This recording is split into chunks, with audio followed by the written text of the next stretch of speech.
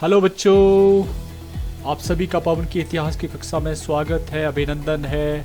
आप लोग मुझे लगातार सब्सक्राइब कर रहे हैं, उसके लिए आपका धन्यवाद। और आप जरूर लिख भेजिएगा कि आपको ये वीडियो कैसी लगी। चलिए बात कर लेते हैं अध्याय नंबर 9, शासक और विभिन्न इतिवृत्त। भाग 3 अब आपके पास आने वाला है, लेकिन इससे पहले हम बात कर लेते हैं भाग 2 जो शेरशाह सूरी के संदर्भ में था।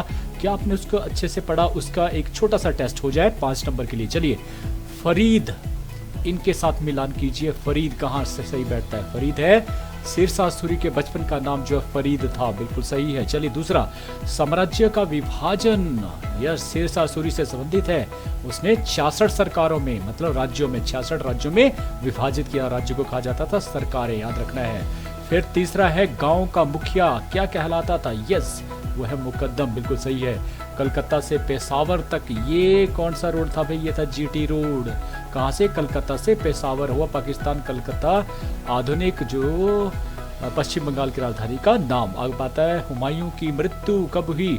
14 जनवरी 1556 ईस्वी को। चलिए तीसरे अध्याय के जो आज के विषय है वो है अकबर का आरंभिक जीवन, राज्य का विभाजन और अकबर की महानता के कारण। ये नहीं पढ़ने वाले हैं, ये थोड़ा सा डिले हम करेंगे, केवल 2 विषय हम लेने वाले हैं। चलिए अब बात कर लेते हैं अकबर के संदर्भ में। शासनावधि रही 1556 लेकर 1605। कम्पिटिटिव एग्जाम में ज़्यादातर पूछे जाते हैं। 56 से लेकर 1605 ईस्वी तक लगभग 50 वर्ष तक शासन किया। राज्याभिषेक कब हुआ? फरवरी 1556 ईस्वी में। और पूर्ववर्ती के तौर पर हेमू, भाई हुमायूं नहीं, उनके पिता का नाम था हुमायूं। हुमायूं से जब 1556 ईस्वी में उनकी जो मृत्यु हो गई तो उसके पश्चात हेमू ने जो है दिल्ली और आगरा को जीत लिया था, छीन लिया था अकबर से, ठीक है। तो इसलिए उनसे पहले कौन हुए? हेमू, और उसके बाद हुए उनके बेटे जहांगीर। जन्म कब हुआ? 15 अक्टूबर 1542 ईस्वी में। याद रखना ये वो दिन था जब इनका जन्म हुआ था, लेकिन हुआ कहाँ था? एक राजपूत शासक के घर में, याद रखना। और वे राजपूत शासक थे, राणा अमरसाल के महल में इनका जन्म हुआ था। तो ये वो समय था जब शेरशाह सूरी से मारे मारे ये भाग रहे थे, और एक अमरकोट में अमरसाल ने इनको जो है वो जगह दी, शरण दी, और इस प्रकार वहाँ उनका जन्म होता पूर्णिमा के दिन। और यहाँ जो इनकी विवाहिता बेगम थी जिनका नाम था हमीदा बानो बेगम, उनसे ये जन्म लिया था और इसके नाम रखा गया जलालुद्दीन मोहम्मद, ठीक है।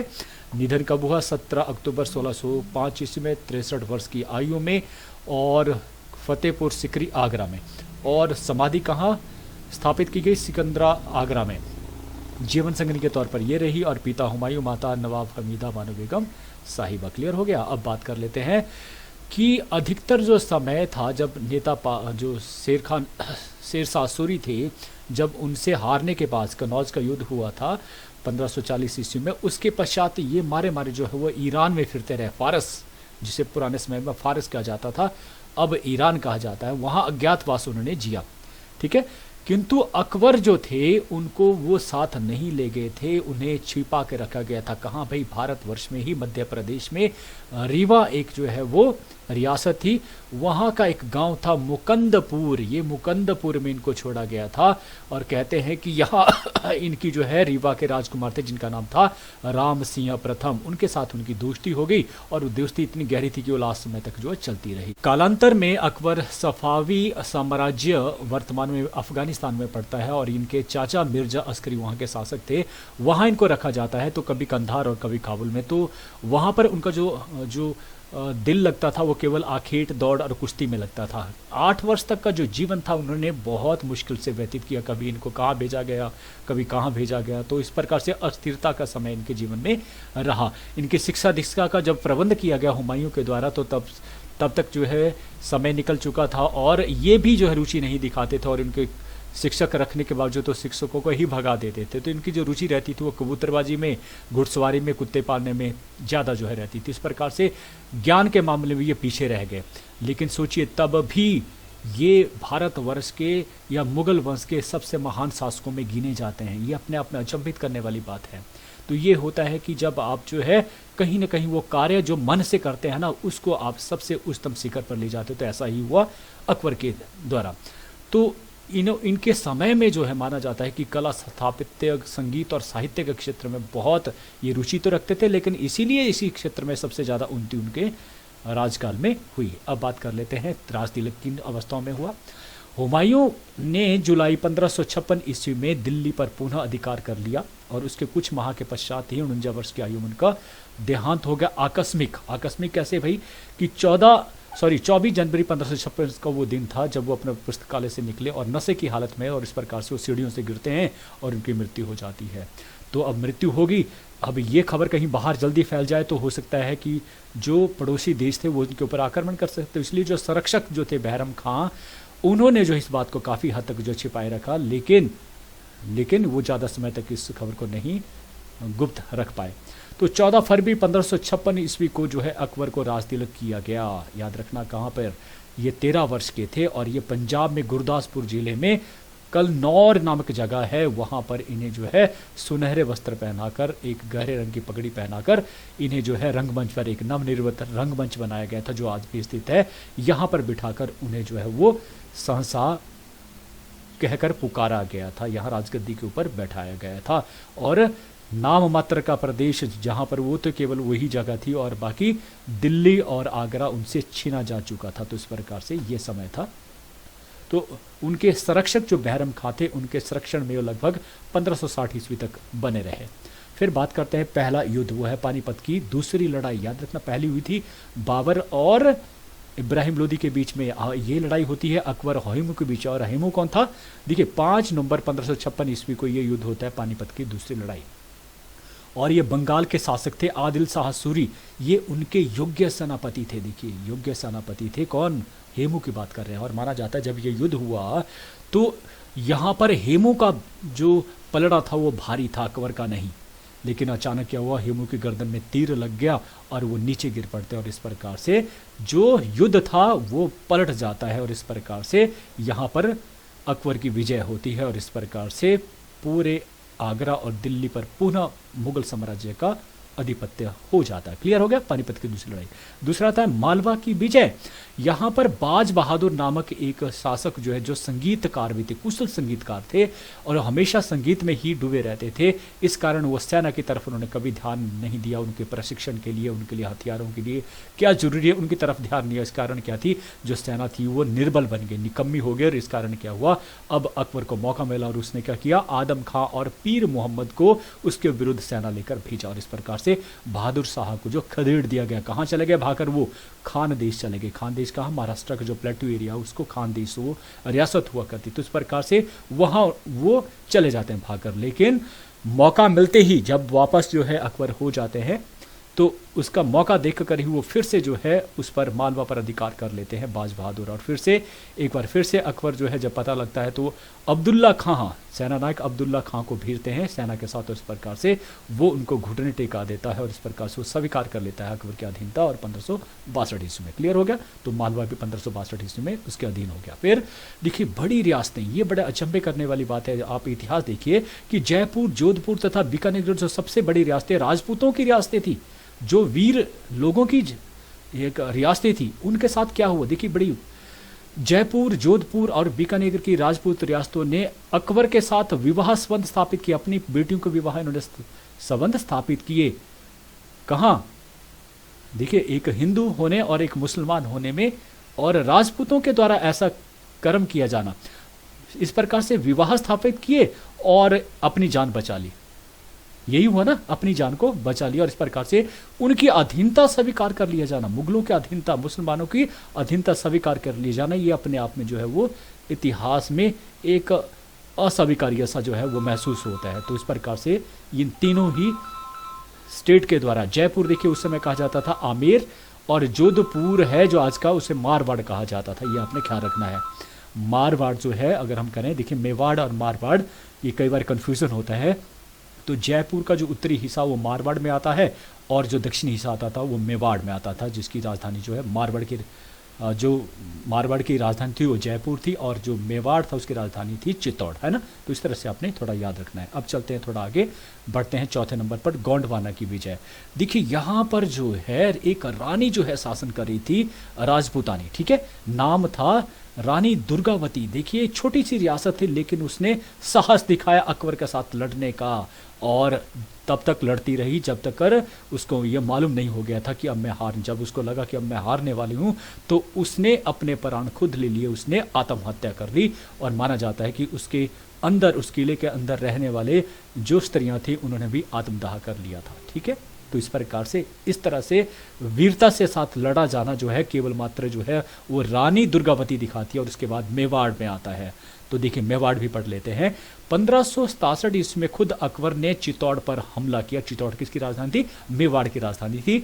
और यहाँ पर जो शासक थे वो थे उदय सिंह। याद रखना, उदय सिंह जो भाग जाते हैं किला छोड़कर, किसके हाथ में छोड़ देते हैं? सरदार जयमल और फतेह सिंह के पास। और ये दोनों योग्य होते हैं, वीर होते हैं, राजपूत का खून होने का जो हो, पराक्रम होने का एक एग्जाम्पल दे फिट करते हैं। और ये बड़े मुश्किल से जो अकबर जो है वो चित्तौड़ को जीत पाता है।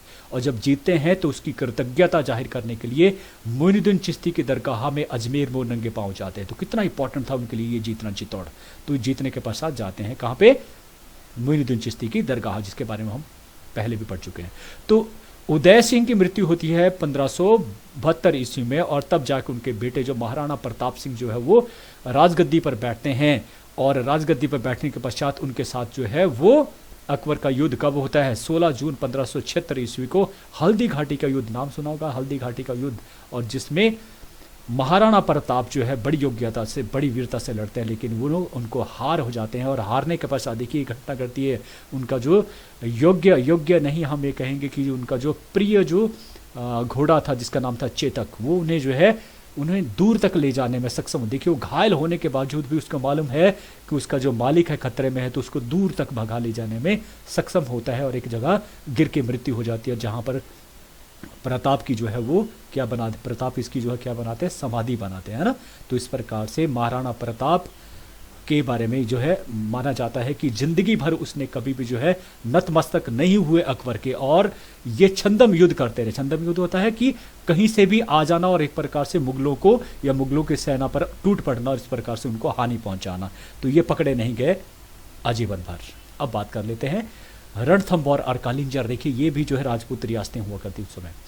क्या हुआ? रणथंभौर में जो है 1569 ईस्वी में उसमें सुरजन राय जो है वो राजा थे। उन्होंने पहले युद्ध करने का निर्णय लिया, लेकिन अचानक ही उन्होंने जो बदल दिया, जब उनको लगा कि अब जो है मुश्किल है युद्ध जीतना, तो उन्होंने जो अधीनता स्वीकार कर ली। कालिंजर के जो राजा थे रामचंद्र, उन्होंने तो सीधे सीधे ही अधीनता स्वीकार कर ली और इस प्रकार से नतमस्तक हो गए। फिर गुजरात की विजय, उस समय गुजरात एक बहुत बड़ी स्टेट हुआ करती थी। तो 1572-73 ईस्वी में गुजरात के शासक जो मुजफ्फर शाह थे, जिनका माना जाता था कि ये कुछ टक्कर लेंगे अकबर की, और अकबर भी मानता था, तो इसलिए अकबर खुद ब खुद इसको यहाँ पर युद्ध करने के लिए जाता है। जबकि आपने देखा बहुत सारे विजय अभियान में वो गए ही नहीं, केवल चित्तौड़ को छोड़कर। तो यहाँ भी वो खुद जाते हैं, और बड़े बड़े दुख की बात कि यहाँ पर मुजफ्फर शाह भी घुटने टेक देते हैं, बिना कोई बड़ा जो है वो तिरस्कार करके या उनका विरोध में खड़े होने के बजाय वो नतमस्तक हो जाता है, उनकी अधीनता स्वीकार कर लेता है। तो इस विजय से वो बहुत खुश होता है। इतनी बड़ी स्टेट को अपने साम्राज्य में मिला लेना ये बहुत बड़ी बात है। इसलिए जो है वो क्या करते हैं, अपनी राजधानी फतेहपुर सीकरी में उन्होंने बुलंद दरवाजा बनाया था। किसने? अकबर ने। और ये बुलंद दरवाजा जिसे देखने के लिए आज भी लोग आते हैं। फिर बात कर लेते हैं 8वां, बंगाल तथा बिहार की विजय। ये भी इंपॉर्टेंट विजय है। 1574-75 ईस्वी में, 1574 में शासक जो वहां का था दाऊद खां, ये पराजित हो गया। किसके द्वारा? मुनीम खां जो है, जो सेनानायक थे अकबर की तरफ से, उनके द्वारा। लेकिन मुनीम खां की मृत्यु के पश्चात ही दाऊद खां फिर से वहां पर कब्जा कर लेते हैं बिहार में, बंगाल में। और अतः अब किसको भेजा जाता है? टोडरमल को भेजा जाता है। देखिए हिंदू उनका एक जो जैसे बोलते हैं 7 रत्न में से टोडरमल भी जो है इंपॉर्टेंट थे। तो टोडरमल, राजा टोडरमल को भेजा जाता है और वो उनको पराजित करते हैं और उसकी हत्या कर देते हैं। और बिहार में इस प्रकार से बिहार और बंगाल 1556 ईस्वी में मुगल साम्राज्य में विलीन हो गया। अब बहुत और भी हैं अन्य, जिसकी बात कर लेते हैं जल्दी से, और वो है 9वां काबुल की विजय। 1585 ईस्वी में शासक सौतेले भाई थे उनके, मिर्जा हाकिम, इनकी मृत्यु हो जाती है और इस प्रकार से मृत्यु के पश्चात ही मुगल साम्राज्य में शामिल कर लिया जाता है। कश्मीर की विजय 1586 ईस्वी में शासक थे यूसुफ शाह, जो अयोग्य थे, और इस प्रकार से ये भी मिला लिया। सिंध की विजय 1590 और 91 में मिर्जा जानी बेग, याद रखना मिर्जा जानी बेग वहाँ के शासक थे, मिर्जा जानी बेग द्वारा जो है अधीनता स्वीकार करवा ली गई थी सिंध प्रांत की। फिर उड़ीसा की विजय 1592 ईस्वी में की गई। निसार खां और मानसिंह द्वारा जो वहाँ पराजित कर दिए गए, निसार खां को पराजित किया गया, किसके द्वारा? मानसिंह को। तो मानसिंह भी किसके अंडर काम कर रहे थे? अकबर के। और मानसिंह भी राजपूत जो है वो राजा थे, तो इन्होंने भी अधीनता स्वीकार कर ली थी। कंधार की विजय, देखिए कंधार की विजय कब? 1595 में। कंधार ईरान के अधीन था और गवर्नर मुजफ्फर हुसैन ने कुछ शर्तों पर कंधार को मुगलों को सौंपा था। दक्षिण की विजय, दक्षिण की तरफ ही उन्होंने अपना अभियान जो है वो किया, क्योंकि ये चाहते थे कि पूरा भारत ही उनके अंडर आ जाए और इस प्रकार से पूरा भारत में एकता स्थापित हो एक राजा के अधीन आने पर। तो इस प्रकार से वो खानदेश को भी जीत लेते हैं, अहमदनगर, बीजापुर और गोलकुंडा को भी अपने अधीन जो है अधीनता स्वीकार करवाई जाती है। देखिए अधीनता स्वीकार मतलब अपने साम्राज्य में तो नहीं मिलाए जाते, लेकिन अधीनता स्वीकार करने के बाद उनको एक वार्षिक कर के तौर पर उनको स्वतंत्रता आज़ादी दे दी जाती। तो इस प्रकार से दक्षिण की तरफ का अभियान भी उनका सफल रहा। तो ये रहा हमारा अकबर ने क्या क्या विजय हासिल की और जो साम्राज्य अब जो स्थापित किया गया था। अगर हम बात करें जब 1605 ईस्वी में अकबर की मृत्यु हुई तो उनका जो साम्राज्य कहाँ तक फैला हुआ था? पूर्व में बंगाल से लेकर उत्तर पश्चिम में जो हिंदू कुश पर्वत तक फैला हुआ था और उत्तर में हिमालय से लेकर दक्षिण में गोदावरी नदी जो है महाराष्ट्र से निकलती है और जाके ये बे ऑफ बंगाल में गिर जाती है। तो यहाँ से कहाँ? दक्षिण में गोदावरी नदी तक जो है फैला हुआ था। क्लियर हो गया? तो आज का जो विचार है वो इसी पिक्चर के ऊपर है। कामयाब लोग अपने फैसलों से दुनिया बदल देते हैं। याद रखना, कामयाब लोग अपने फैसलों से दुनिया बदल देते हैं और नाकामयाब लोग दुनिया के डर से अपने फैसले ही बदल लेते हैं। तो कामयाब बनिए और इस दुनिया को अपने जैसे अपनी तरह से बदल दीजिए, क्योंकि आप में वो क्षमता है। इन्हीं शब्दों के साथ कि आपने मुझे बड़े ध्यान से सुना, आप सबका बहुत बहुत धन्यवाद। Thank you.